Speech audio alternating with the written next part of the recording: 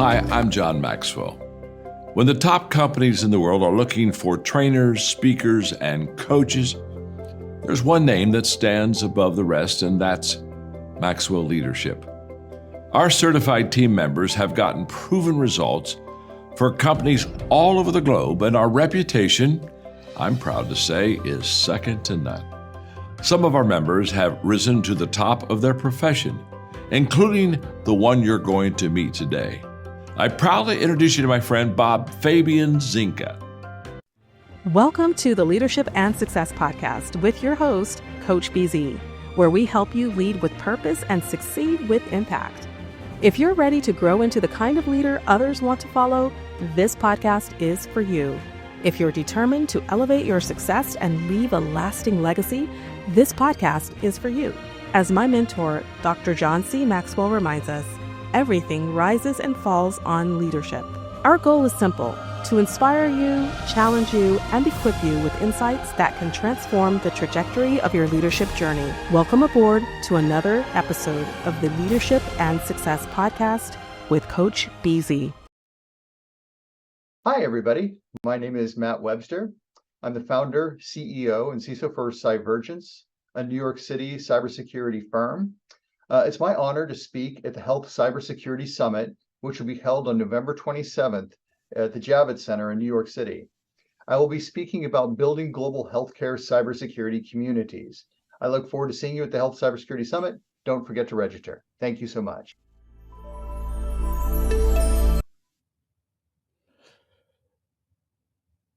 All right, everyone, welcome to another special edition of the Leadership and Success Podcast. Thank you so much for being here with us. I have a special guest waiting right now in the green room, but before I bring it on, as is our custom, let's do our moment of gratitude. This is a part of the program, and we do this every time we meet. We just take a moment to be grateful for something. And part of the reason why we do this, for those who've been following us for a while, is because in the military, it's about 22 veterans that commit suicide every single day.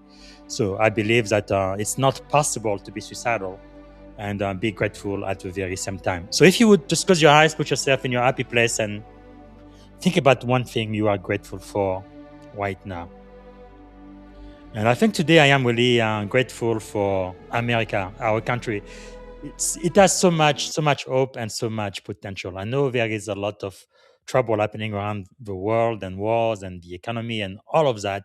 But even in the midst of all of these things, I still have hope for America. And I know from the very origin of our country, right, we really stood on a lot of aspirational goals and values. No, all men are created equal. That was really, really revolutionary, and I believe in America. So let us know what you are grateful for, and type it in the comment. Let me see if I can properly introduce our guest today. So today, I am going to be speaking to Matthew Webster.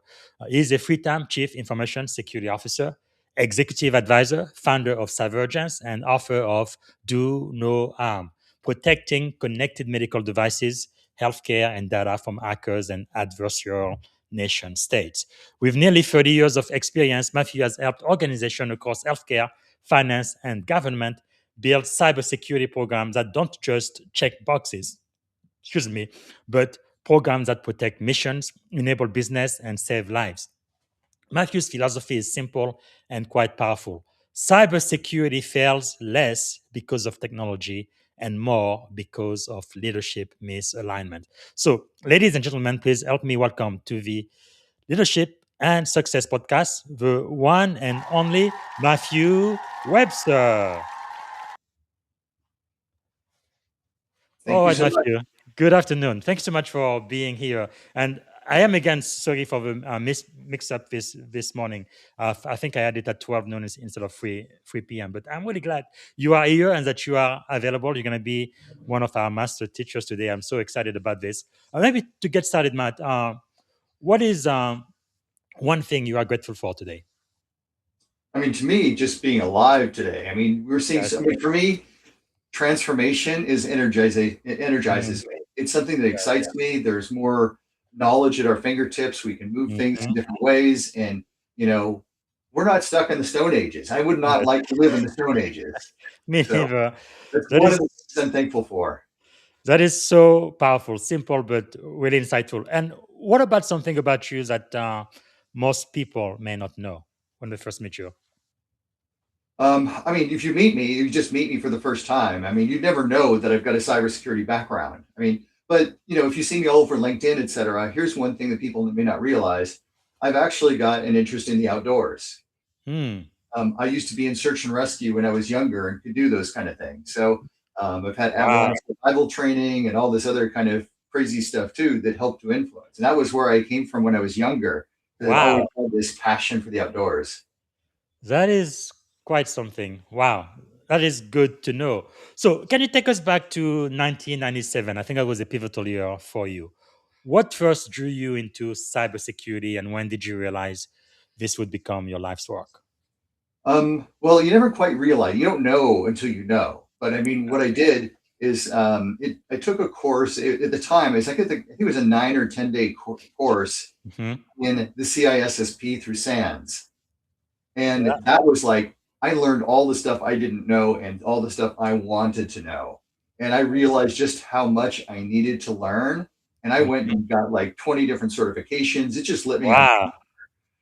I got a lot of the networking certifications, like a few Cisco certifications, some Microsoft certifications. And like, wow, this stuff is what I Amazing. want to do. This is cool. So I really just basically jumped into that and went, how am I able to move forward? So I just have been reading Wow. books ever since, and I've pivoted a lot over the years, but it's something I very much enjoy. That's really fascinating. The CSSP class you took from Sen, was Sean Harris one of the instructor? I don't remember who it was. Oh, okay. It's like, let's call it 20 years ago. I don't remember. Yeah, yeah, because I took mine from San too. I think it was in 2009, and Sean Harris was teaching it at that time. She's no longer alive, but she was one of the best faculty I've ever met when it came to the CSSP. Yeah, she was And really her cool. book was great. I read her book. It was one of the many books I read for the course. Yeah. When I talk to my mentees now, I ask them, this is the only book you need to read. Read it from cover to cover. You are going to pass the CSSP. Although it hasn't been updated very much since she passed away. But anyway, thanks for sharing that. So you've been a CISO, like I said in the introduction, 3 times now. What defining moment shaped your leadership philosophy the most as a CISO? If you're talking about the most, it's actually all the bad stuff that's out there, Mm, because you learn more from mistakes and the way people behave than you do from calm waters. yes. And that's something. I mean, when you talk about leadership is forged, and that's where you learn the most lessons, is where you get the most out of it. So I have dealt with a lot of interesting characters over the years. Mhm. This is not my opinion, but I was talking to somebody recently who deals with CISOs all over North America. It's much rougher in New York City, and we have got some characters and a half.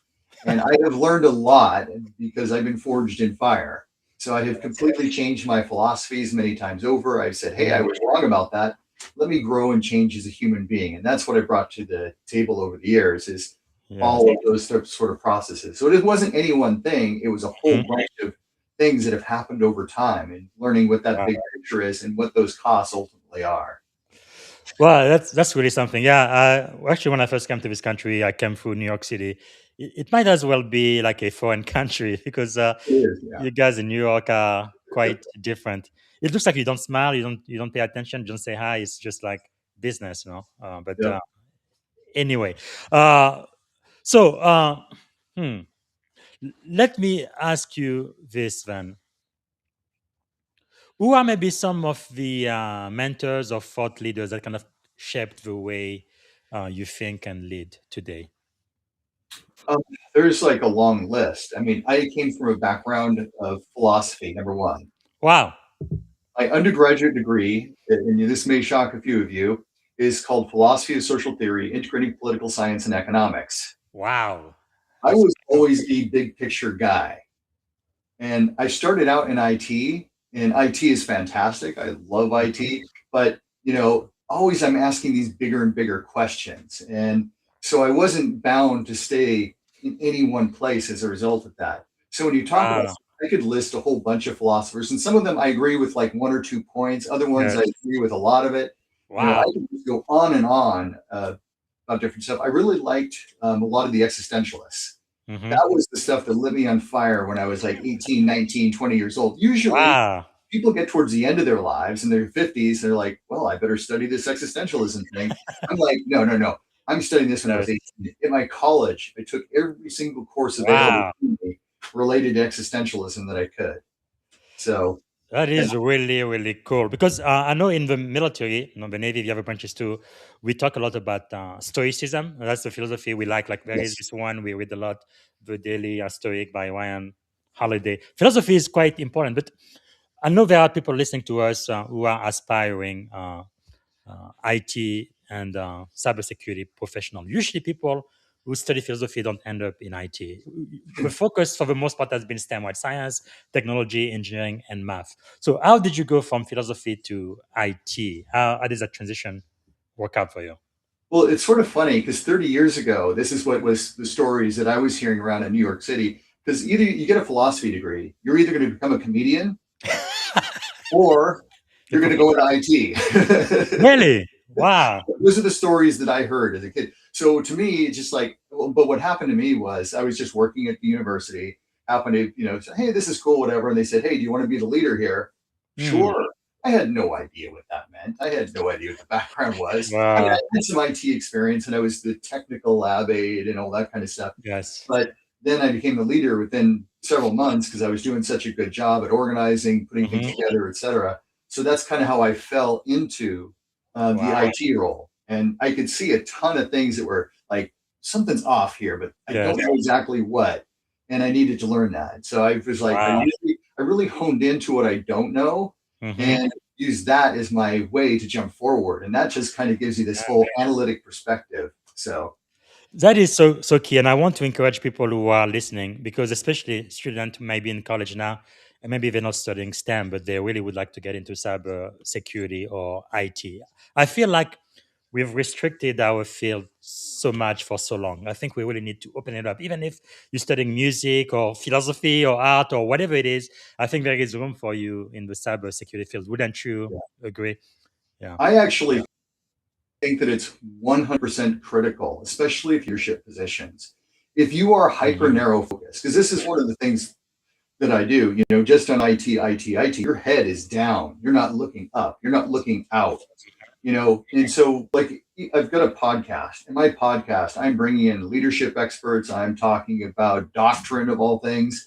Hmm. I'm looking at things from all these different perspectives. I'm not just taking this little tiny cyber world and saying cyber for cyber.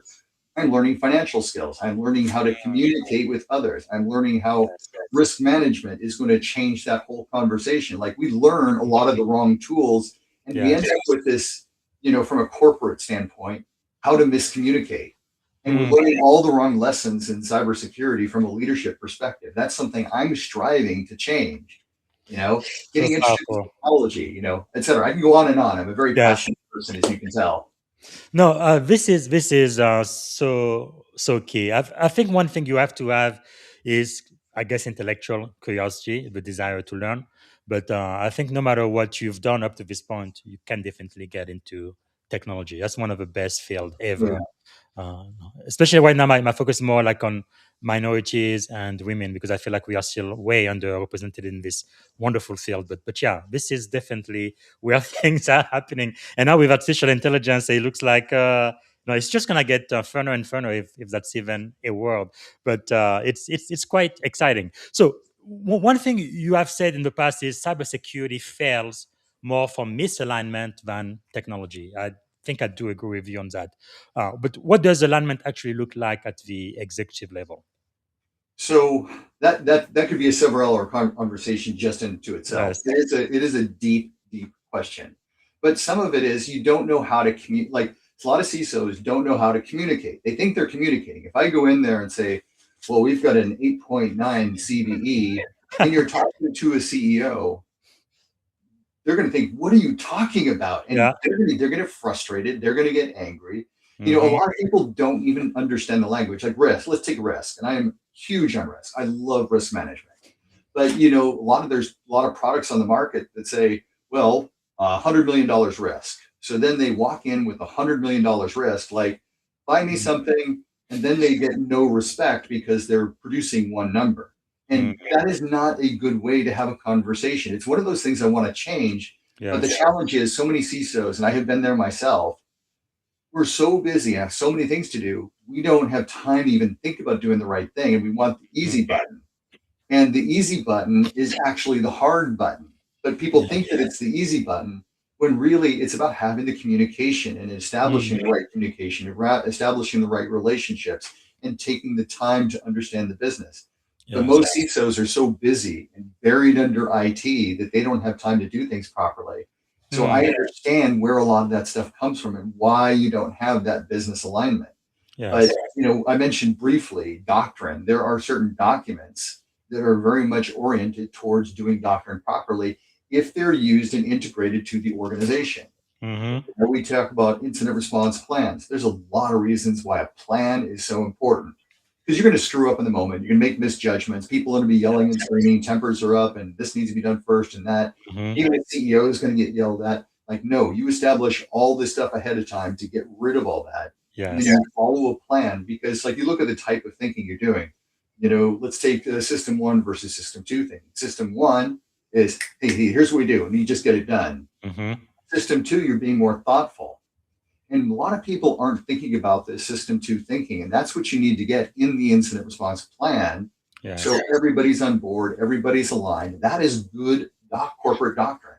And people aren't thinking about these types of things from that perspective. But that's what I do, is I kind of bring a lot of this stuff in, try to mulch it all together to get corporations to be better aligned. And I could go on with just alignment, but I'll kind of stop it there for now.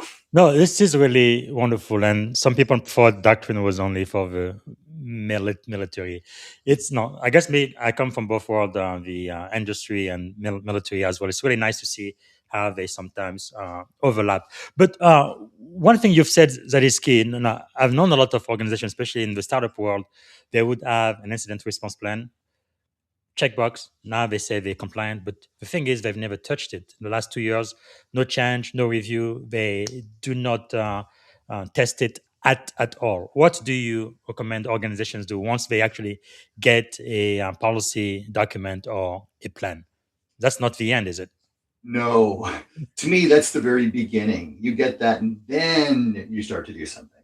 So, for example, and I know companies that are terrified of doing this. I have met so many of them, but you want to get the business involved. And a lot of people are terrified of that because of the massive judgment that they either feel or they know is going to come down from the business leaders. Oh, you're not prepared. You're not this, you're not that. And I've heard horror stories about CISOs that, like, oh, something happened and they're fired. And there's all these stories that are out there. You have heard many of them, have your own stories to tell, and that's part of the issue. You need to get the business involved. Now, if the business is not willing to be involved and they're like shutting everything up, maybe you should look at other companies, because that's not going to be a healthy organization to work in. Not that New York City is healthy from a leadership perspective. We've got a lot of problems to work through, and I've seen and worked through a lot of those issues with a lot of different companies. But you've got to make sure that you're creating that alignment, making sure they understand what those needs are, put them together so they can get it. Take a standard business case.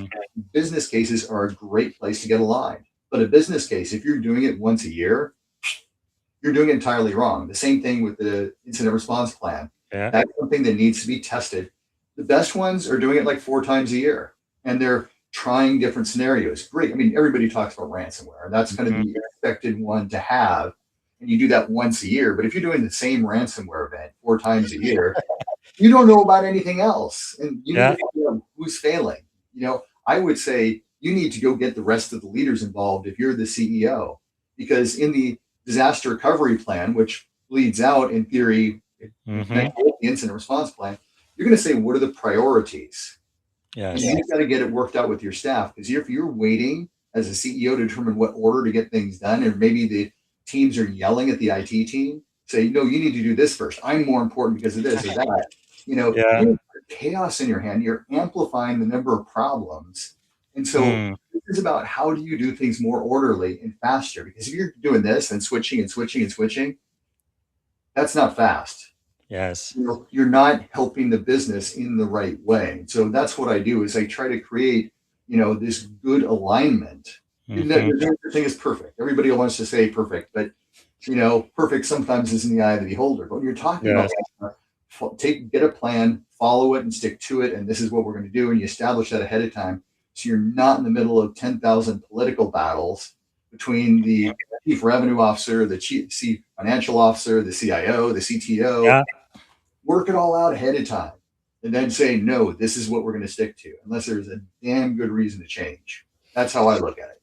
No, that is really, really great. Now, let me ask you a follow-up on that. Okay, you've got your plan, you're testing it at least once a year, which is what most security framework says, but no.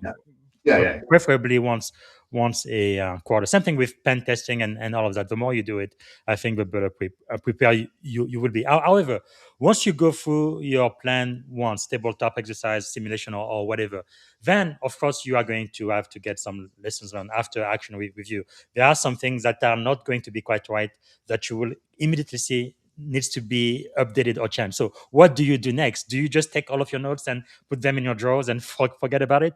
What should happen next? You have to read it. No. Yeah. That's the worst thing to do. You need to make sure that you update it. Make sure that the business has their say in that. Make sure that the business is communicated with everybody else. Mhm. This is our strategy in emergency. We hope it never happens, but this is what we're going to do. Because you don't want them to come in and just start fighting like that. And so you need to look at all those different scenarios and play along with that. To me, the IR plan is just so foundational because people don't understand the psychology too. They study a little bit of psychology and what happens. Yes. You aren't making good decisions when stuff is hitting the fan. It's just a pure reality there. You go back to the systems one thinking, and that's why you've got to turn off that system one thinking. Let's follow the plan so you're getting things done in order and you're avoiding a lot of that chaos and all those other problems because you're just paying attention to this. Like you don't have to say, well, stuff's gone down. What do we focus on first? Yes. That's why this stuff is so important because it's the difference between a great company and a maybe we'll get through this. Yeah. This company. It should be an exercise question to get the basics of corporate doctrine figured out for organization. At least that's how I enter it. Absolutely. That really makes the difference, I think, with between average CISOs and those who really make a difference because it does take some planning. So let me ask you this. How do you build trust with boards and executives who may not understand cyber security deeply like we do? Yeah, that's a very, very common problem. A lot of people, like I see a lot of posts out on LinkedIn, like, oh, well, everybody needs AI governance. And if only the board were involved and only this. Well, more than 90% of boards don't have any experience with either IT or cybersecurity. Now, I know that there's some legal changes coming up soon where the boards are going to have to take some responsibility. But, when you take a look at like Change Healthcare, they had a senator that was involved that had no clue what was going on. Like they had no background and they were the cybersecurity expert, and I could spend an hour just on that, but there's a lot of problems there. So what you need to do is really talk their language because a lot of them come from a legal background. A lot of them come from a lot of different backgrounds, but there's very few professionals out there from an IT and or cybersecurity. So if you get that, you're in a blessed situation. But to me, it boils down to being human first. Yes. Get to know them, talk to them, have conversations. And I've been in cases where I've been working 90 plus hours a week, and this is just the standard, and you're expected to do that. You're like, the last thing I need to do is communicate with somebody. But it's probably the first thing that you should do is get to know them and find out. And like, how do you communicate? It's the same thing with the whole executive team. How do you communicate? Are you a baseball fan? Well, let's talk about getting to first or second base. What's a home run for us? That's going to resonate with them a lot more. So using different forms of communication to get the idea across is absolutely critical from my perspective.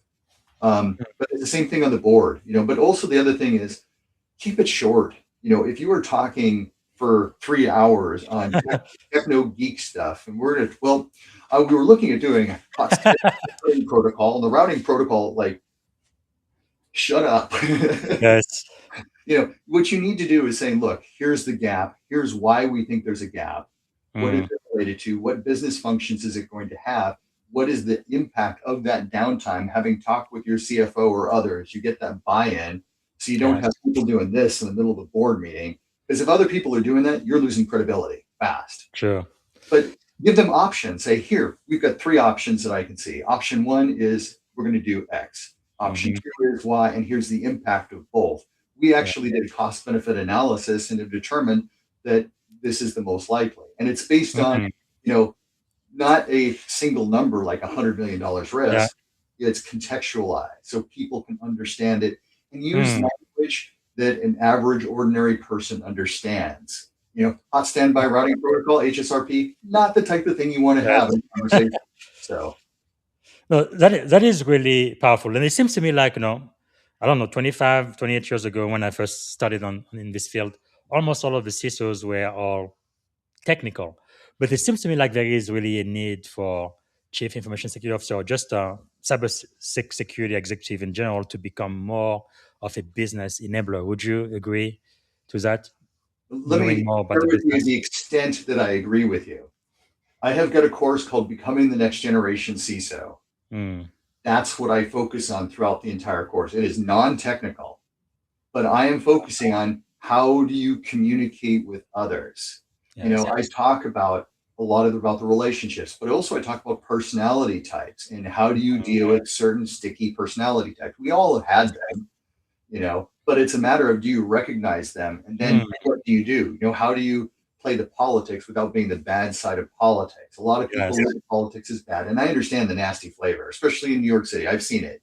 But on the other side of the house, but how do you use it from a protective standpoint in a good manner that's going to help create the right type of alignment? It's not like you have to just, bury our heads and walk away. Like, no, we are CISOs. We have to be part of the good, positive change within the business. How do you create a system 2 thinking in terms of how you're going to communicate with everybody else around that? How do you create that? And a lot of people aren't focusing on that system 2. And a lot of CEOs are like, nope, I know the answer. I've got that off the top of my head. I know. Yeah. And if you've got that kind of attitude, you don't know, and you're not using that system 2 thinking. And thinking flow and creating a methodical process for governance and how things are going to reach up to senior management is absolutely critical.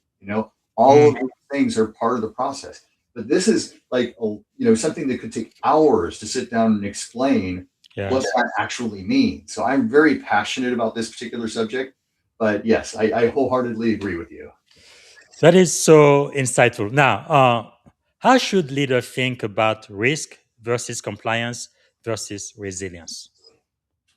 So that's a really good question. I love it. Obviously compliance you have to do, and it depends on how deep the compliance is, because you have to take a look at the context. And I've worked with like 10 different frameworks, so I can jump from one to another. I've done everything from like the old school SAS 70, which I don't count in the 10 different frameworks, which is, hey, are you following your policies and procedures? We don't have any. But the reality is, you have to understand a lot of the bigger context. Like, I work with companies, even medium-sized companies, for example, that have zero security. Like, I had, for example, a director of security, when I was going through doing an assessment, asked, so what's the difference between this reactive and proactive cybersecurity you're talking about? Inside, my head exploded. I paused for a couple of seconds just to reflect on it and collect my thoughts. And then I explained it. They're like, wow, it was just, I had opened a brand new world for them. And this is a director level. But the reality is, going through and doing that, the CIO had no clue either, and it's a big challenge when you're working with a lot of these companies. They don't even know the A, B's, and C's of things. So let's start there, because a lot of compliance, they miss a lot of things. Oh, IoT, we just ignore that, push that off to the side. SCADA systems, push that off to the side.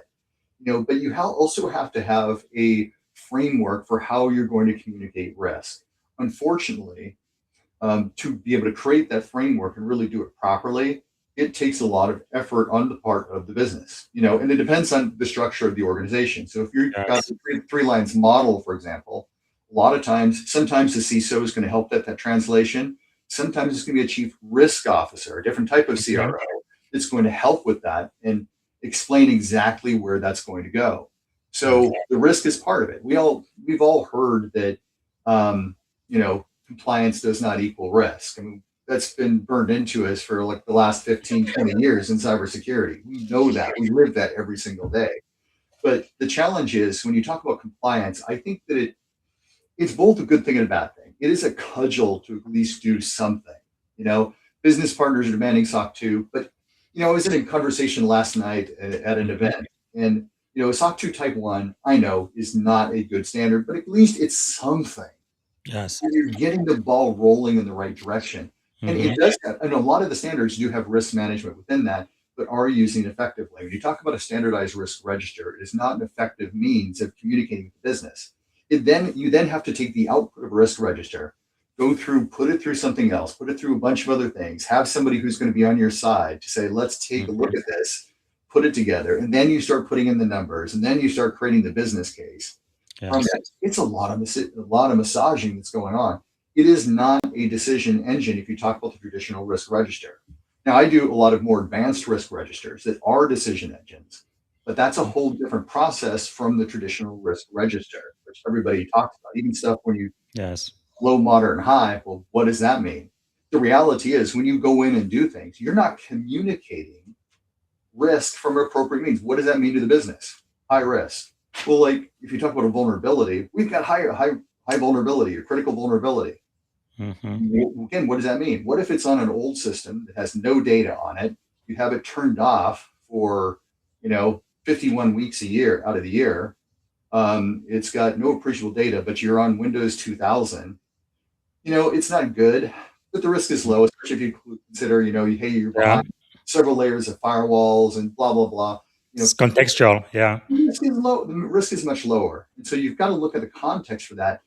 And that's something I think a lot of cybersecurity people get wrong. So when you talk about Mhm. compliance, we're used to this, do it everywhere. It's got to Yes. be done. People are freaking out, and it's actually detracting us from our ability to do a good job from a Mm. cybersecurity perspective. When really, if we're business aligned, and I did not get into everything what I mean by business aligned, you're going to Yes. be able to focus cares about. And that's something that's a foreign concept to many CISOs. That's why it's so important. So then you're getting into the other part is resilience. There's this stuff. Yes, Yes. I mentioned the HSRP, the hot summer. You need that because you got to have two firewalls. One goes down, the other one stays up. Mhm. But it's a lot of different things. But you've got to focus it in a business-oriented fashion. You Mm. don't want the business to break when something happens. Something small happens and your entire business goes down. What are you going to do? So that means you got to have Yes. backups. You got to do this. There's all Mhm. kinds of stuff that go into that resilience discussion. I'm very passionate about it. Yes. Yes, but I like the NIST terminology. It's not great Mhm. as a compliance framework, but identify, protect, detect, respond, recover, and govern. Yes. When you talk about all that, you start building it and you have all that stuff, you're naturally going to be more resilient. But that's where you have to do is, if you build all that stuff, you've got to make sure that you've got backups even for the systems that you have. So do you have a backup bank? What about pay? The pay goes down. Do you have an alternate means of paying people? Mhm. Are you ready? How long can you survive for? Can you survive for 1 month? Can you survive for 3 months? How much of an impact is that going to be industry wide? But the Yes. reality is, we don't have time to boil the ocean. If you're going and chasing after every single vulnerability in an organization, you're doing security wrong.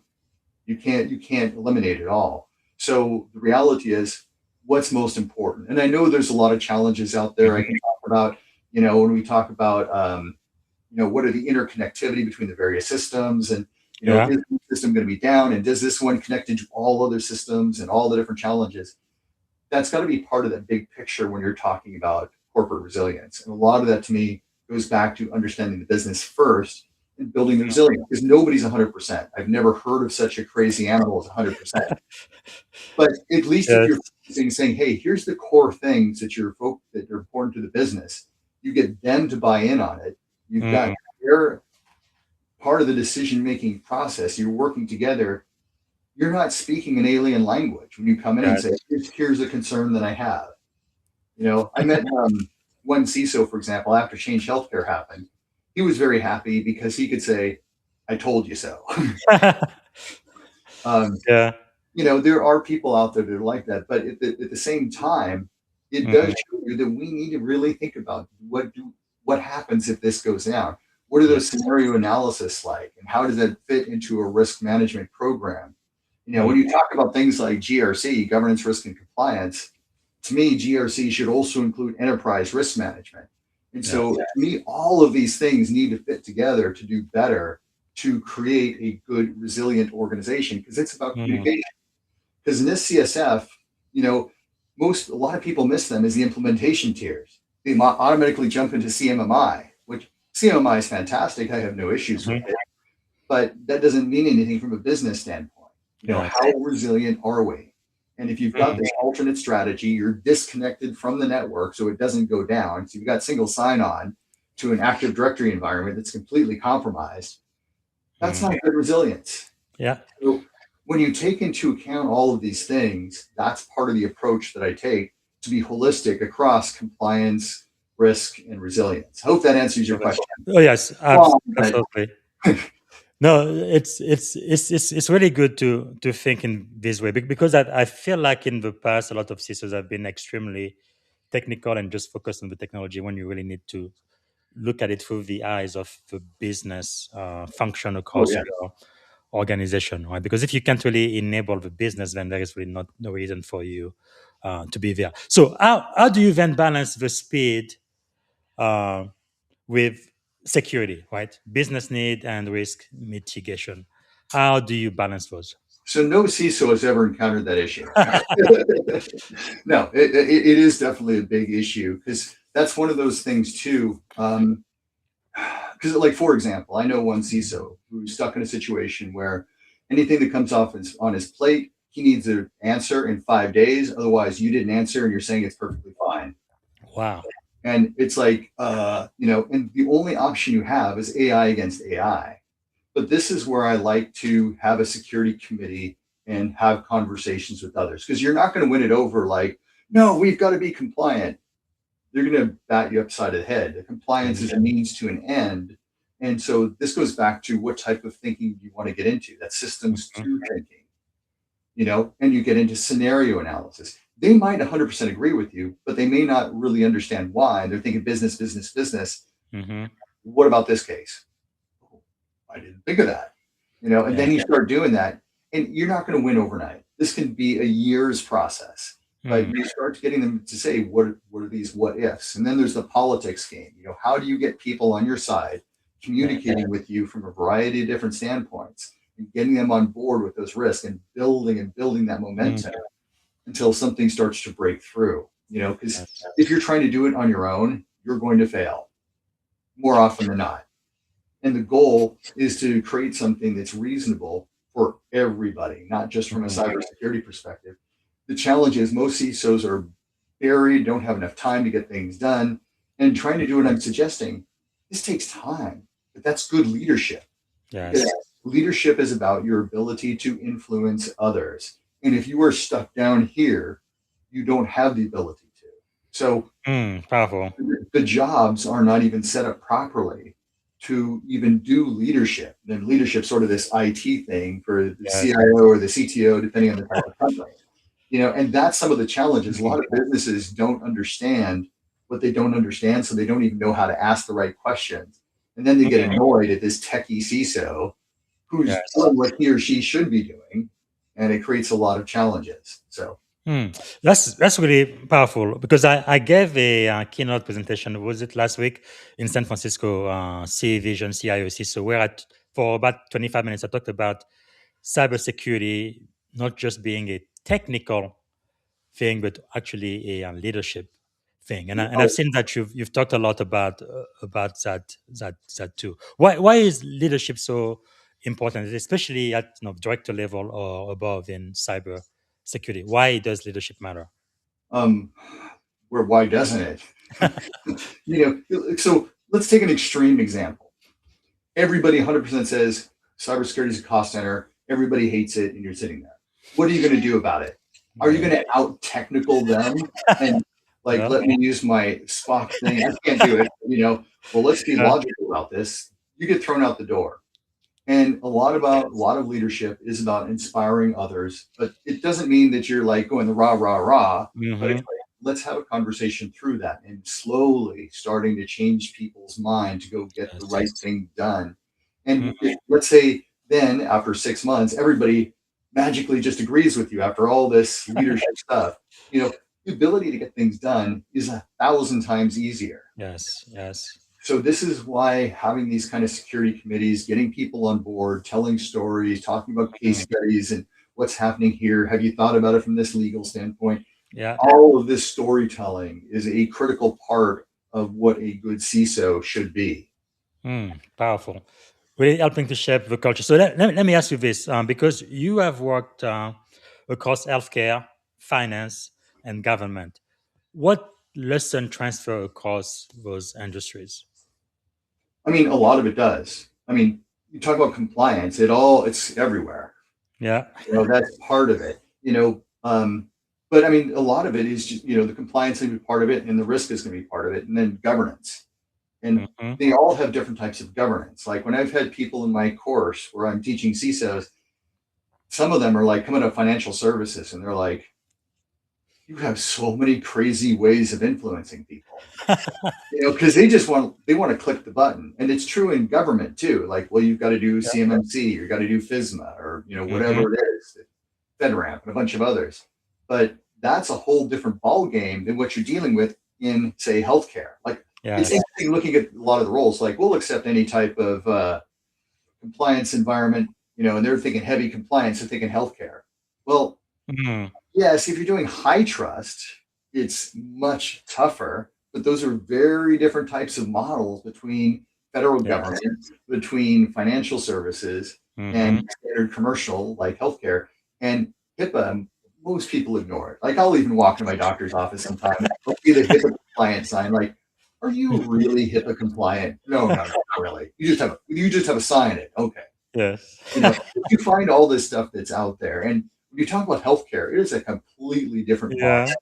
monster. You can have, like you showed my book on the site, but you can have up to 16 different devices Hmm. per bed, Wow.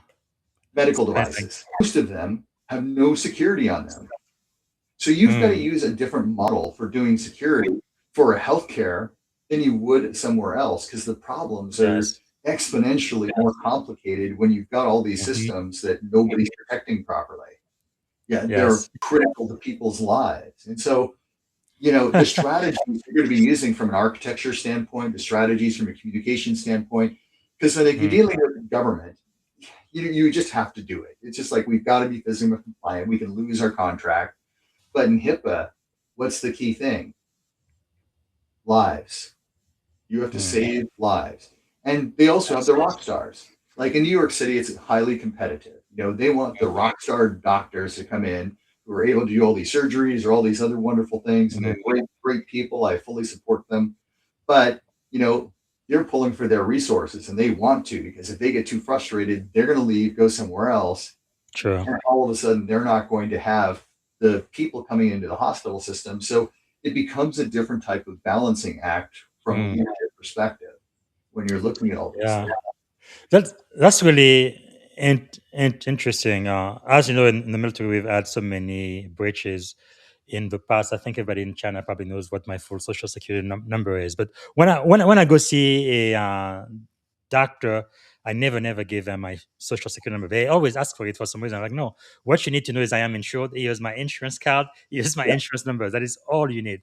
And then I ask them, okay, how are you going to protect it? What type of encryption do you use? Is it protected at rest? Is it protected in transit? What are your privacy policy? Of course, they don't have any answers for yeah. You go to a any of doctor. these What? questions. Well, But we're 140-2, and we're going to 140 no, no. yeah, but it's just interesting how people like to get your personal information even when they absolutely do not need it. Yeah, it's just the world we live in. So I want to go ahead and spend some time. Man, we're already running out of time. I can't believe it. We only have about 15 minutes left. I do want to talk about your best-selling book, Do No Harm: Protecting Connecting Medical Devices, Healthcare, and Data from Hackers and Adversarial Nation State. But before I do, we have at least one question from the live audience. Let me see. Denise Francis says that's true. Worlds apart. Thank you, Dion. I think she comes from Canada. Can you let us know where you are watching us from, Dion? And then Daniel Young has a question for you. He says, how do we design people, process, and culture so the human firewall is as resilient as the medical devices and critical system we are defending? That's a pretty interesting question. So that's a tough one, but from trying to get people on board, it's a process.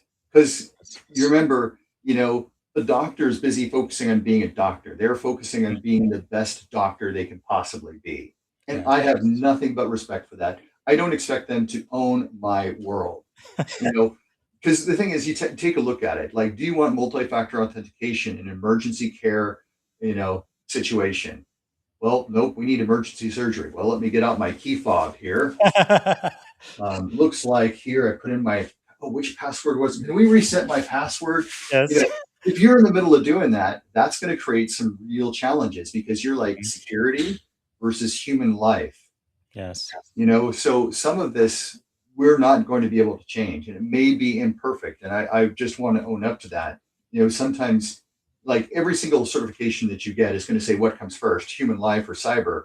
It's always human life. Yes. I'm sure it's still true today. I mean, that was true 20 some years ago when I got the CISSP.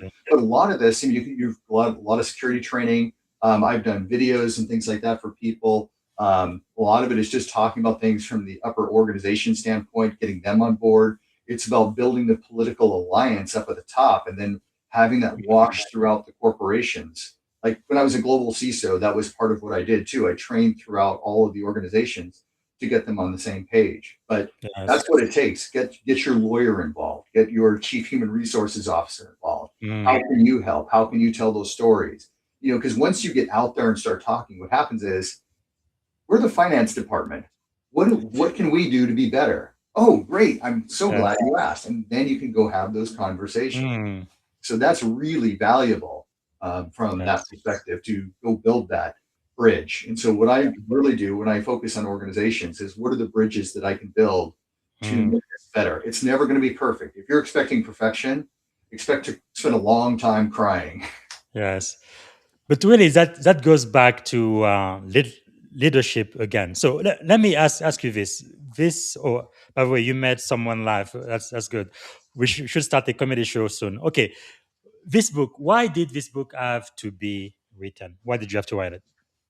So there was a lot of different things. A, was sort of a curiosity of mine to go dive in a little bit further. B, I'd been in and out of healthcare and around healthcare organizations for many years. So my first CISO job was at something called a RIO, a Regional Health Information Organization. So what was happening is, we were collecting healthcare data from all over, but also having been in sales and worked with a lot of companies and seeing the different challenges with IoT, because IoT is just the worst, and there is a way forward in that, but it's a very tough way forward. And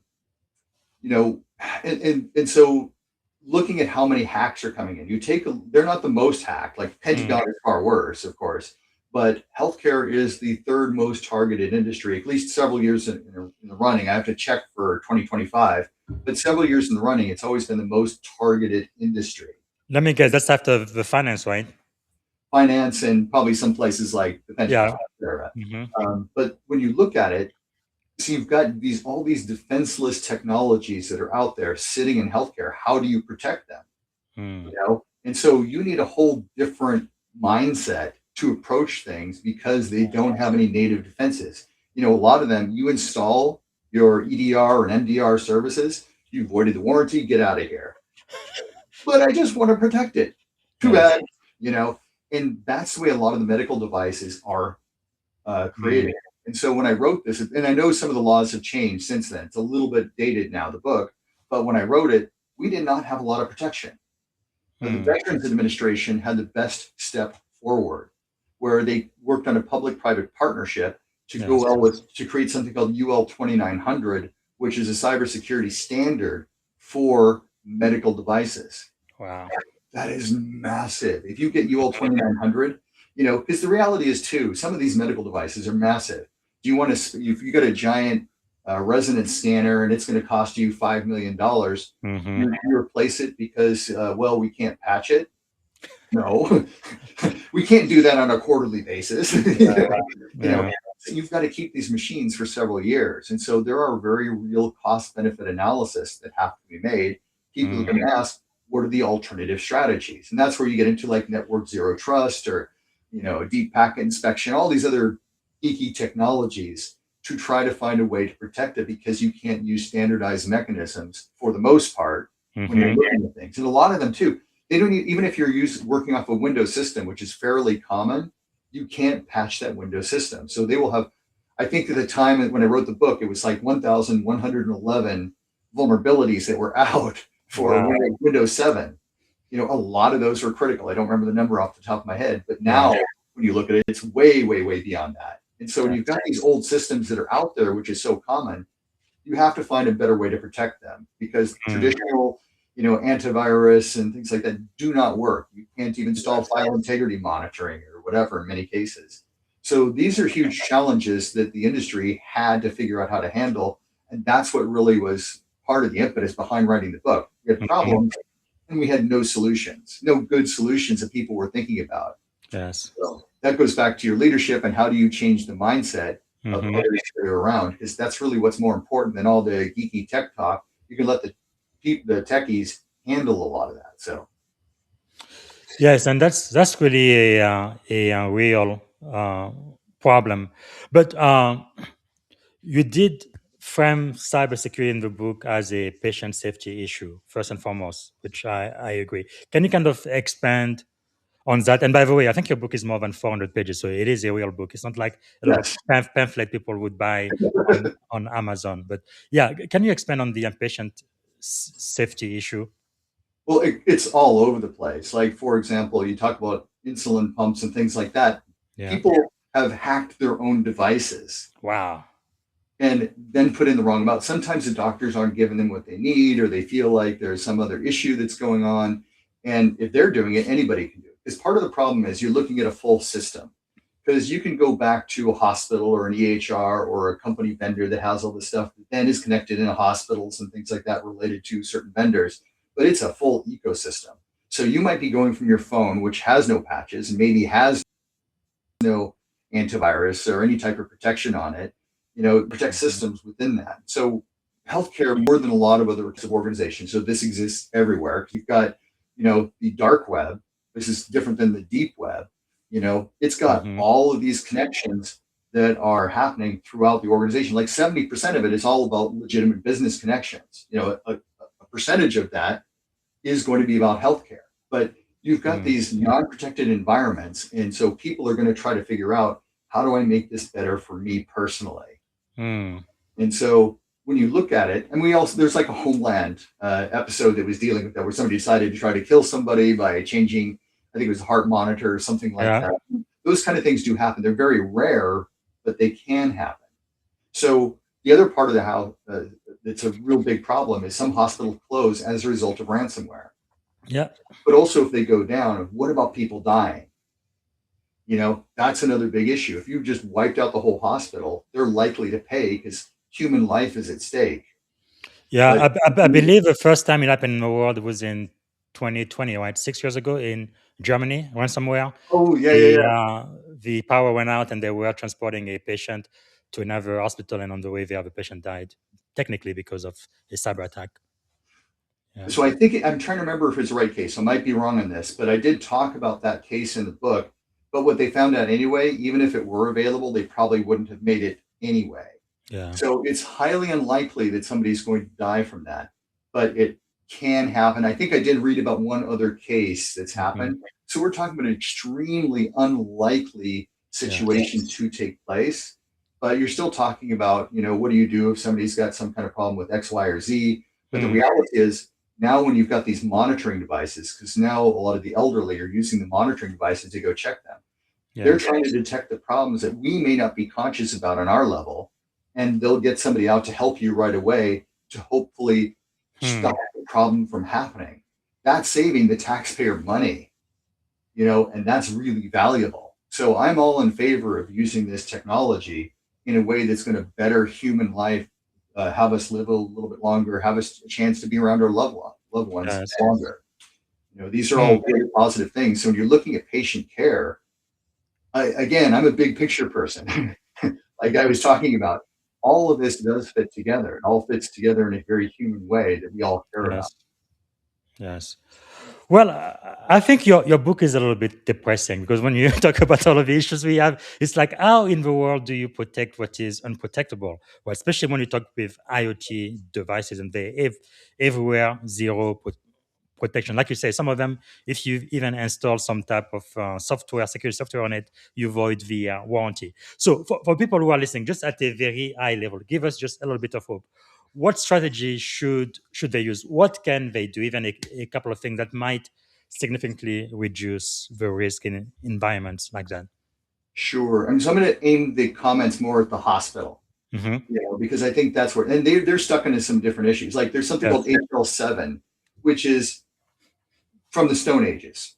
I'm exaggerating, but Hmm. it's kind of true. Basically, you're sending something in clear text.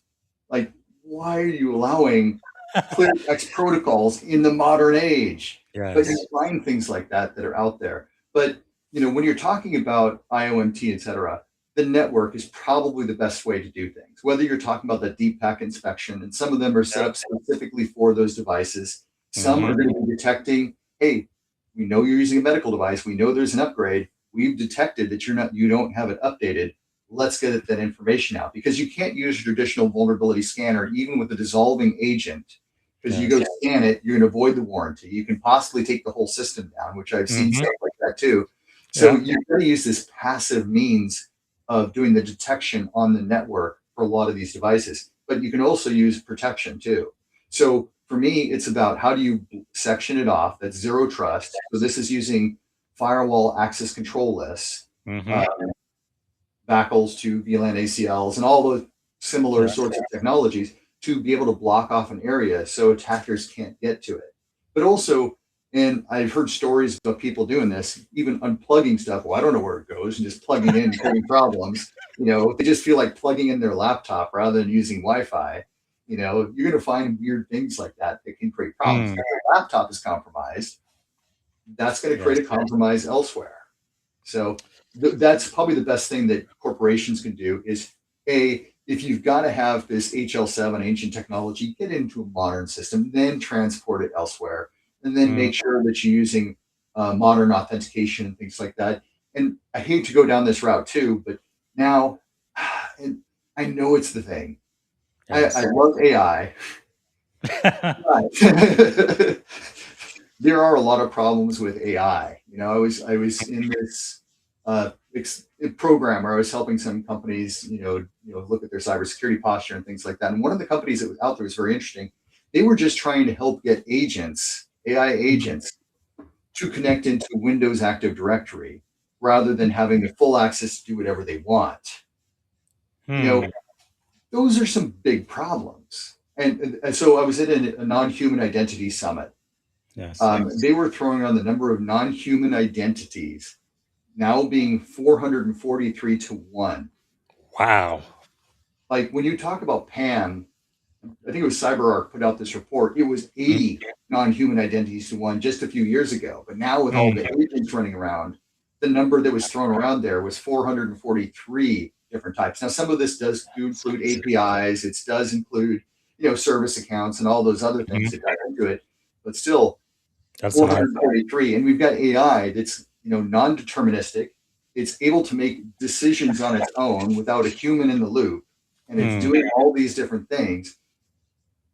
There are lots of stories out there that I think everybody here has heard about the problems with AI. I gave a keynote last week, and it was both IT and security. Everybody was nodding because Yes. the business is saying faster, faster, faster, and IT is like, Yeah. but and it's creating more and more damage. And a lot of times when they create problems, they're wiping whole systems, they're deleting data out of databases. Well, that's the easiest way to get rid of the problem. It's a risk, get rid of it. Yeah. Like, you're creating a bigger risk. And even if you have AI fighting AI, trying to do that, a lot of times, well, you're absolutely right. We should just wipe all of production. Good job. What? Yeah. You remind me. I think it was Google, right? Was it last year? Their AI completely deleted a critical hard drive, but then it says it was sorry. So at least that was nice to know. We'll just call it a whoopsie moment. Yeah, but I can't believe we've already run out of time. Can I ask you one more question about your book Please. before you get to closing? Yeah. Man, I could be talking to you for hours and hours. Man, I had a lot more questions, but yeah, that's gonna have to be for That's another okay. time. But okay, maybe the most important thing for the executive listening now, whether they are the CEO of a hospital or members of a board or other business leaders, what are maybe some of the top action in healthcare organization you think they must take immediately to reduce risk after they read your book? I mean, the network is a good thing, but this next thing I would do is tell CISOs to take my course. Somebody actually said who took my course, it's like getting a mini MBA because that helped them to communicate. I helped them how to look at the financial skills. For example, I'm talking to a chief financial officer and I mentioned value at risk, and there's also conditional value at risk, which are a different risk terminology than CISOs and others are used to. He about fell out of his chair, but that's the thing. Like, part of what I do is I create communication from a risk standpoint across organizations. And that's really important, because if you're not communicating risk, you've got some bigger problems in your organization. Yes. And so that's what I would do. Help the CISOs communicate, get them out from underneath just doing this IT stuff. And they're going to need some time to get up to speed to know how to communicate with you. I do coaching for CISOs too. I do a bunch of other things. And the biggest problem is all about communication. Yes. And if you know how to communicate, things are going to be much easier than they would be otherwise. So understanding leadership, understanding how to communicate risk and all these other things, that's going to completely change the game for you as a CISO. So that's what I would recommend. Or send it to an MBA. And the people can reach out to you at your website, Cyvergence.biz, right? And Yes. be able to take that training. That is so important. Okay, we are technically out of time, so let me ask you, just so I can close this. Can you give me 5 more minutes and we Oh, absolutely. I can stay. Okay. Sure. Let me do this quickly again. Very, very grateful for your time today. I think my audience is learning a lot. Let me ask you this for the very last segment. What do you think is the greatest lesson you have ever learned, whether it's leadership, life, or just in general? Greatest lesson you've ever learned? So I will say there is a type of personality called a dark triad. This is a concept that psychologists came up with in 2002 to talk about the convergence of 3 personality types. 1 is narcissism. 2 is psychopathy, somebody who's a psychopath. And 3 is Machiavellianism. Those types of personality types you have to be very, very careful of in the leadership circles. Most companies have them because they are attracted to powerful positions, but you need to know how to defend yourself against them, how to detect it early, how to put up your boundaries, how to deal with them. Having dealt with one, I mean, the extreme nature, we talk about villains who twiddle their mustaches. From a Star Trek reference there. But, we think about evil, we see stuff on superhero shows and all kinds of things. But there are people who are really one step away from being what people would call evil. They're able to do stuff, but they're trying to achieve their own goals. And they have really twisted perspectives all around. I've got to look good. You've got megalomaniacs that are out there. Make me look good or I'm going to destroy you. And they think that they destroy organizations. So that was probably one of the most powerful lessons for me. And I learned a lot from that. How do you survive it? How do you deal with it? What are the signs that you look for? Those are lessons. I go into that probably about 3 hours worth in the CISO training, but also shows up in politics and all these other things. Yes. So you know how to protect yourself. It's not like you can snap your fingers and just automatically do stuff. because you're going to get yourself in regulatory problems if you bow down to their demands. Yes. So understanding the politics and how to play politics is a core part of that. And that probably was the most powerful lesson I have ever learned in leadership. Wow, the dark triad, I've never quite heard it said like that. Is there like a primary resource where you learned that from? There are so many different resources. Yeah. It is But- all over. I've also learned that there in MBA programs, they do have a psychology course, and they've been talking about this for a long Yes. period of time. So when I was Wow. talking about MBA, I was not just talking about the financial skills and other things. Yeah, yeah. I'm teaching about real strong personality types. And some bullies are a dark triad and some are not. You have to take a look at a lot of the context. Some of these are survival mechanisms, but understanding personality is key to your success as a CISO.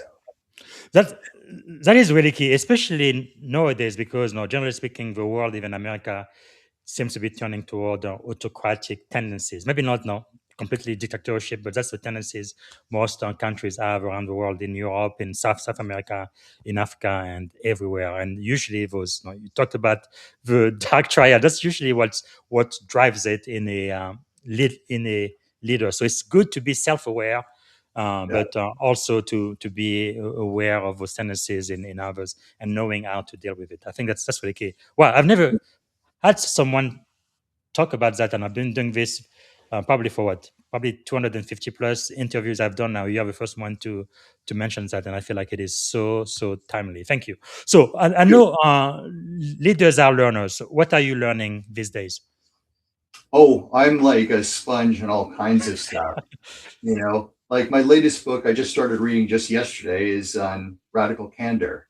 Such a even though I'm just getting started in it, and I don't feel like I'm fully able to talk about it yet. Yeah, but it's such a great book, and they've got, even if you disagree with some things here and there, and I think I will ultimately, but I'm withholding judgment until I read the whole thing. But that's just an example. I've been doing a lot of different psychology work and things like that. Yeah, that's like Kim Scott, right? Radical candor. Yeah. Powerful. Yeah, Powerful. I'm all over the place. Wow. So, is there, what is one of the greatest fear you've been able to overcome? If you're willing to share that. Yeah. I mean, from a fear perspective, it's what do you do with that? Because people don't understand what these dark triad do. They manipulate other people to go screaming and yelling at other things. They're referred to as flying monkeys. And just the amount of stuff they can do. It is really an ugly thing that destroys cultures and destroys people. Yeah. That's probably the worst problem that's out there. And I'm just barely scratching the surface here today. Wow. We covered that for hours in the CISO course. It's crazy. People come here to learn about cybersecurity, or you give them a masterclass in psychology. This is just amazing. I love it. Okay. If you had to have dinner with three people, right? They could be alive, dead, or even fictitious character. Which three people would you choose and why? Well, since we're dealing with a fictitious environment, I'm going to give you a sort of fictitious answer. I wish that I could take myself 10 years from now and go back and talk to my 20-year-old self. Actually, that's a question I ask. I say, what would you tell? I usually say 17-year-old self standing at the edge of this career you've had. So what would you say to 17-year-old Matthew? I would spend hours teaching them about the world. Which advice would you give 17-year-old Matthew? I would say, open up to a lot of stuff, but also, like, I made a lot of mistakes, like a lot of other people. I'm not, I didn't jump out of the womb like that. But I would really try to look at, try to be very broad-minded, because like a lot of technical people, I like, ooh, tech, it's going to solve everything. Yeah. And then you grow up and you get your bumps and bruises. You're like, oh, it doesn't, so I would, and the thing is, like, things like emotional intelligence, that didn't exist as a framework or set of skills that you had when you were younger. But I would say, here are some things that you need to focus on. So you can be powerful. Yeah. Intellectual curiosity. Powerful. So that's one person. Who are the other two? I'm not sure. I guess I'm kind of like guessing off the top of my head here. I would probably want to talk to somebody fun, just kind of see what a different perspective would be. I'm always interested in more and more perspectives. But I also think it'd be interesting to talk to an old philosopher to kind of get viewpoints on Who, things. since you are a philosopher, that's what you studied in school. Who's your favorite philosopher? So this person is usually misinterpreted, and I don't like the misinterpretation, so I'm always kind of hesitant to talk about him. But there is one philosopher, his name is Nietzsche. And I don't like how he's misinterpreted because he was twisted a lot by his sister and even the big mustache that they have. He never would have had a mustache like that when he wasn't starting to go insane. He was a very clean cut person, didn't like Mhm. that. So that's why I'm always a little bit hesitant, but he's such an interesting thinker. Yeah. When you look at the depth behind his thinking, he was so far ahead of his time, which led into postmodernism, and his thinking led into that. Like here's one of my favorite quotes from Nietzsche. He asks, "What therefore is truth?" And he's kind of answering back to himself. A Yes. mobile army of metamins, metaphors, and anthropomorphisms. In short, the sum of human relations which have been embellished and transposed, Hmm. both poetically and rhetorically, which after long use seem firm, canonical, and obligatory to a people. Wow. Truths are illusions about which one has forgotten that this is what they are. Outstanding, outstanding, outstanding. Poetic genius. Yes. He's so far ahead of his time. Man, not only we got a masterclass in psychology, now in philosophy as well. I'm so glad you are here. Now, you've already mentioned a couple of books. What about this one, Measuring and Managing Information Risk? Why should people read that book? So that is not my book. That is Mhm. Jack Jones sitting next to me, one of the grandfathers of FAIR, the Factor Analysis and Information Risk. I Mhm. just happened to be there, and I got his book for free at one of the FAIR conferences here in New York City. And I do think it's a fantastic book. I do think there's a lot to pull out of FAIR. And Yes. even talking with him, I actually had him on my podcast, but Nice. it is like something that could be used to bring into enterprise risk management because it's Mhm. very flexible. And enterprise Yes. risk management should be speaking the same language as cybersecurity risk management. But True. quite often they are not. True. But yeah, that's where that came from, that particular book. But definitely a good book. I like a lot of the work they're doing at FAIR. Jack Jones is fantastic. So Okay. What about this book, Cyber Elephant? yes, the cyber elephant in the boardroom. So that another is a great one. So that is Matthew Gorge, who wrote that book. So he had put that in there. So that was a kind of a funny scene too. I didn't even know that book was there, but I ended up having him on my podcast as well. But he talks about the 5 pillars. And to me, this is another one that is a very good book to read. And Mhm. some companies are actually using that as the reporting framework up to boards because it connects a little bit more with the board of directors. Hmm. So I'm trying to remember what all of them are, but like the data infrastructure and a few other things. And crisis management is another one of those things. And you use that as your framework to communicate with the board. So instead of like using this CSF or some of these others, the framework, very easy framework. There's room to interpret things in different ways, but as long as you're being consistent for your organization, it's perfectly okay. And you can map that over to all kinds of things like CMMI and so on. So Yeah. it's definitely a great framework to play with.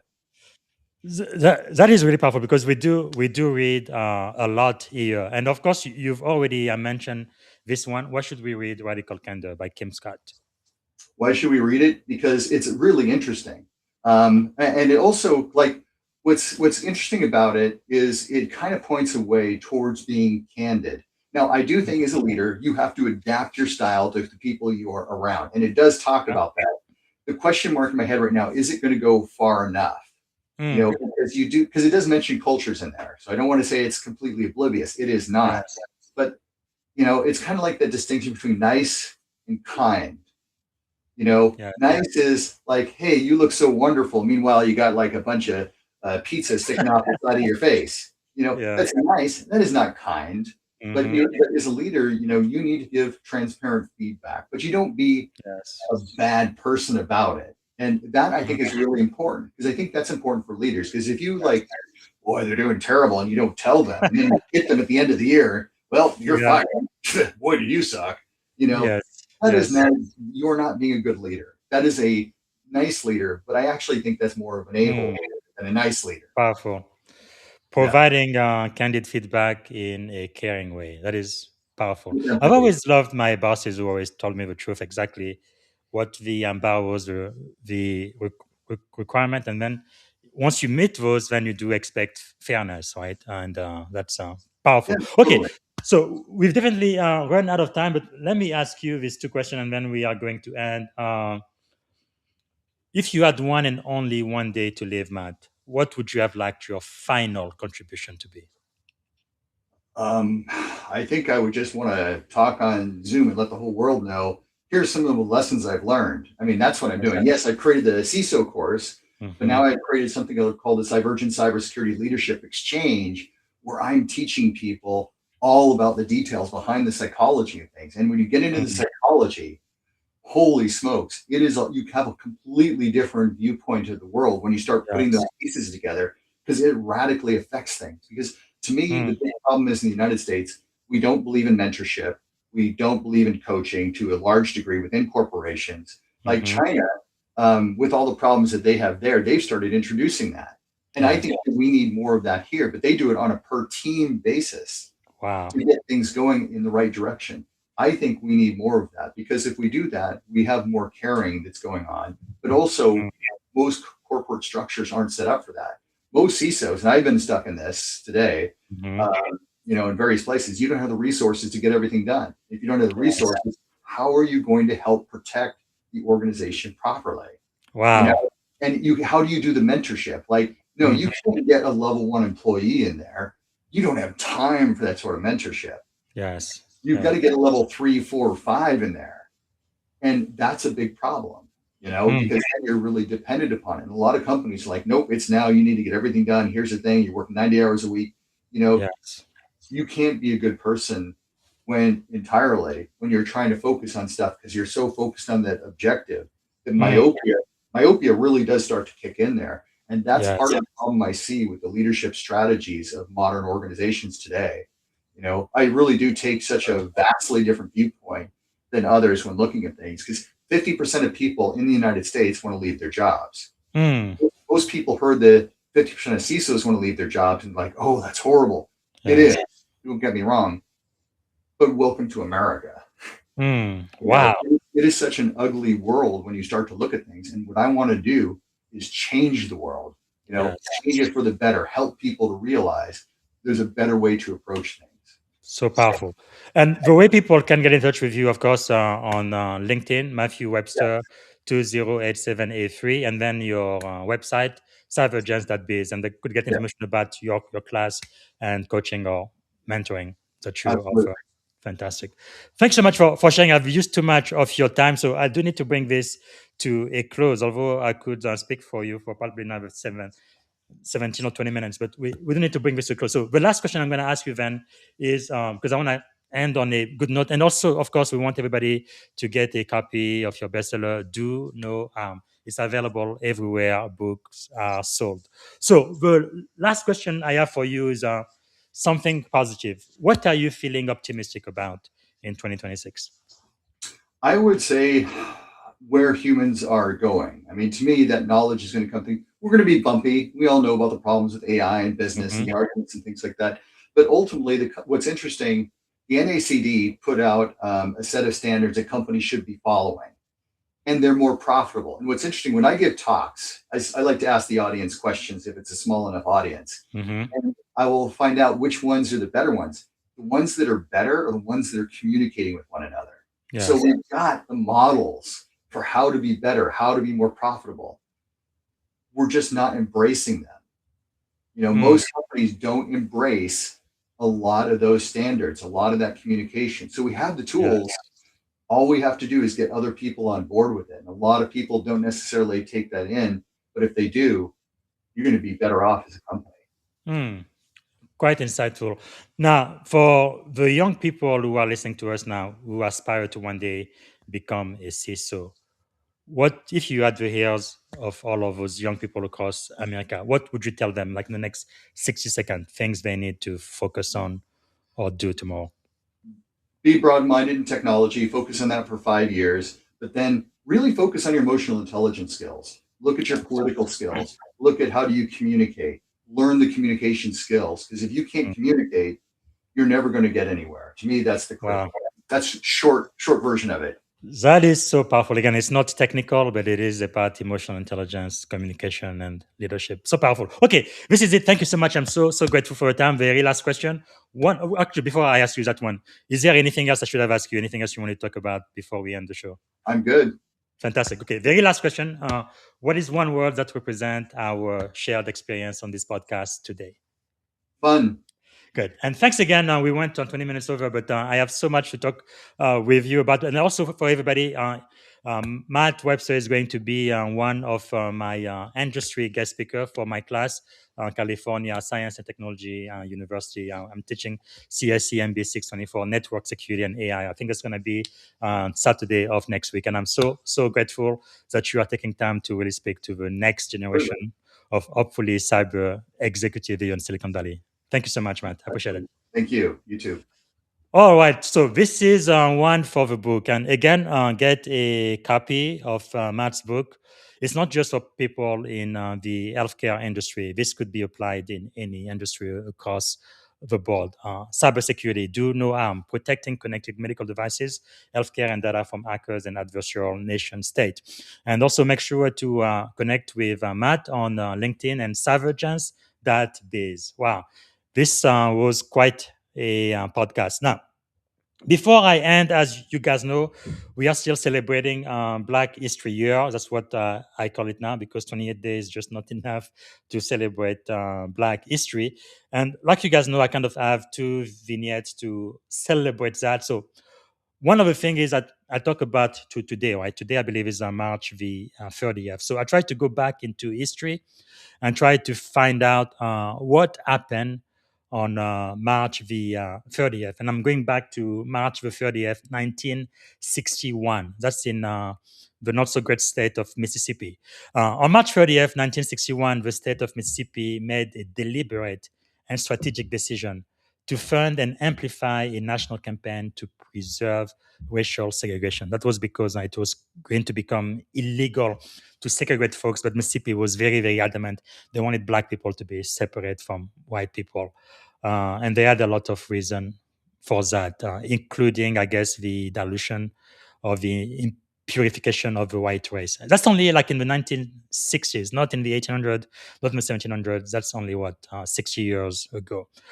All right, so that is one thing, and then the other vignette about celebrating Black History Month. Sometimes people may not realize this, but the President of the United States is the Commander in Chief of the U.S. Armed Force. That means he's a member, the highest rank person in the U.S. Military, and of course, the first and the only African American Commander in Chief of the U.S. Armed Force has been President Barack Obama.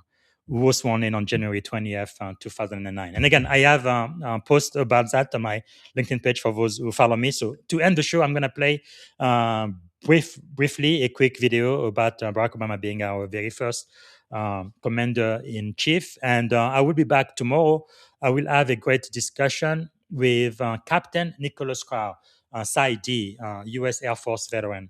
He's a crisis calibrated psychologist, a strategist, and architect. We're going to be talking about leadership under fire, psychology from the cockpit to the boardroom. I'm going to make sure to ask him about the dark triad too. He's a psychologist. That's going to be fun. And then whenever I get a chance this week, we're going to go back to the book of Proverbs, chapter 22. This is not going to be a religious podcast. We're just going to be talking about ancient wisdom and leadership lesson from the book of Proverbs. We've already gone through Proverbs 1 through 31 in January for about an hour. This is going to be done with artificial intelligence, 15 to 20 minutes recap. And we're probably going to do this, I think, on Wednesday. And then I'm going to have another guest for you on Thursday. He is one of the leading cybersecurity architect in the world right now. Richard Stinnen, many of you may know him. He is going to be in the house, in the green room this coming Thursday, and I really look forward to speaking to him. He's really a giant, a legend in our field. Richard Stinnen, cybersecurity industry cartographer. He's written so many books, but we're going to be focusing on his latest book, Guardian of the Machine Age. We're going to be talking about agentic AI and cyber war, leadership in an autonomous threat landscape. Actually, Richard also has a master in cyber warfare, which is very strange because usually people who study cyber war are people like me in the military. So we're going to see it from a different perspective. So I really look forward to that. Okay, this is all I have planned for you today. See you tomorrow. And I'm going to play this quick video about our very first African-American commander-in-chief, and have a wonderful rest of your day. Bye for now. Let's be clear about something. Barack Obama has been one of the most consequential presidents in recent American history. You can't say it, but you know it's true. In the past 8 years, he's completely transformed the American healthcare system. He got tough reforms to Wall Street passed after the biggest financial crisis in decades. He appointed 2 of the 4 women to ever serve on the Supreme Court, both of whom were part of the historic decision legalizing same-sex marriage. He put in place the toughest climate regulations in American history. He opened the US to Cuba for the first time in half a century. And he reached a peaceful settlement to the nuclear standoff with Iran that lasted for a decade before he took office. You can celebrate or bemoan these accomplishments. Liberals will think they're great. Conservatives will think they're awful, but it's hard to deny that they're big deals. So where do we start? Obamacare is a big deal. For at least 100 years, the big goal of American liberals on domestic policy was to get a national health insurance program done. A lot of countries implemented universal health care in the 20th century, the UK, Canada, France, but the US always lagged behind. There were attempt after attempt after attempt by American progressives of both parties to try to get the U.S. to where everyone else was going. And each of those attempts failed. Teddy Roosevelt failed, FDR failed, Truman failed, Nixon failed, Carter failed, Clinton failed. And then Obama succeeded, and he established for the first time in American history that healthcare is a right. The plan still leaves millions uninsured, but it laid a foundation for universal healthcare. To understand what Obama did for foreign policy, you kind of have to go back to a moment in 2007, this moment in particular. Would you be willing to meet separately, without precondition, during the first year of your administration in Washington or anywhere else, with the leaders of Iran, Syria, Venezuela, Cuba, and North Korea, in order to bridge the gap that divides our countries? I would. And the reason is this, that the notion that somehow not talking to countries is punishment to them, which has been the guiding diplomatic principle of this administration, is ridiculous. So this was considered a gaffe. The safe thing that you were supposed to say is, yeah, diplomacy is great, we'll talk to some people, but there have to be preconditions. No preconditions is silly. And this is what other Democrats did say at the time. But he didn't accept that. And with 2 of the countries listed in that question, Iran and Cuba, Obama led some of the biggest changes to those diplomatic relationships in recent history. I'd be remiss in not mentioning the importance of the fact that Obama is the first black president. After 8 years, it seems obvious to point out. But the history of America is a history of learning to deal with racial diversity and with the legacy of white supremacy. In a very real way, the history of America is the history of race relations. There's a famous photo that still hangs in the White House of a black toddler in the White House who has to touch President Obama's hair because he thought it was great that the president had hair that looked like his. It seems cheesy, but it really is a big deal that a generation of black children are going to grow up knowing that they could be the president. Overall, it's a pretty extensive track record. So you can generally divide American presidents into 2 camps. There are the ones who were maybe a little good, maybe a little bad, but are sort of forgettable. Grover Cleveland, Benjamin Harrison, Zachary Taylor, William Howard Taft, Bill Clinton. And then there are the ones who were hugely consequential, either for good, FDR, ending the Depression, winning World War II, Lincoln, winning the Civil War, George Washington establishing what a president is, or for ill, Andrew Johnson destroying Reconstruction and subjugating black people for a century, Andrew Jackson committing genocide or ethnic cleansing against the Southeast Indians. I think it's hard to argue that Obama is in the sort of iffy camp rather than the big consequential camp. He did a lot. He accomplished a lot. And I think in the next 10 or 20 years, when we have a bunch more presidents, many more of whom are sort of all right or maybe slightly bad, but but ultimately forgettable, we're going to look back and realize what a rare thing a presidency that active and that accomplished is. Thank you for tuning in to the Leadership and Success Podcast with your host, Coach BZ. If today's episode added value to your leadership journey, be sure to subscribe, share, and join us again for more wisdom nuggets on how to lead better and achieve greater success. Remember, leadership is the most critical skill of our time. The world will always need leaders to inspire others, drive innovation, and execute meaningful strategy. So why not count yourself among the bold leaders shaping the 21st century? Until next time, stay inspired, stay committed, and keep leading with excellence.